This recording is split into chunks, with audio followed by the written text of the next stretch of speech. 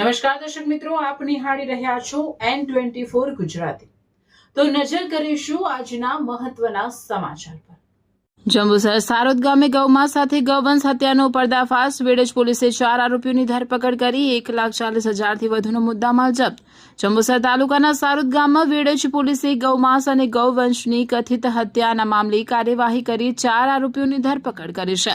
પોલીસે કુલ 40.94 કિલો ગૌમાંસ તેમજ અંદાજે 1.40 લાખથી વધુનો મુદ્દામાલ જપ્ત કર્યો છે। ધરપકડ કરાયેલા આરોપીઓમાં સલીમ અલી ફીચા, સલમાન સલીમ ફીચા, સાકિબ સલીમ ફીચા અને રફીક મોહમ્મદ બોકડનો સમાવેશ થાય છે।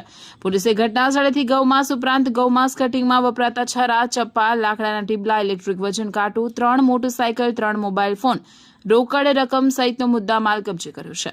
સમગ્ર મામલે વેડજ પોલીસ સ્ટેશનમાં ભારતીય ન્યાય સંહિતાની કલમ 325, ગુજરાત પ્રાણી સંરક્ષણ અધિનિયમ 2017ની વિવિધ કલમો તેમજ પ્રાણી ક્રૂરતા નિવારણ અધિનિયમ હેઠળ ગુનો દાખલ કરવામાં આવ્યો છે। કેસની વધુ તપાસ વેડજ પોલીસ ઇન્સ્પેક્ટર MG ઢોડિયાના માર્ગદર્શન હેઠળ ચાલી રહી છે।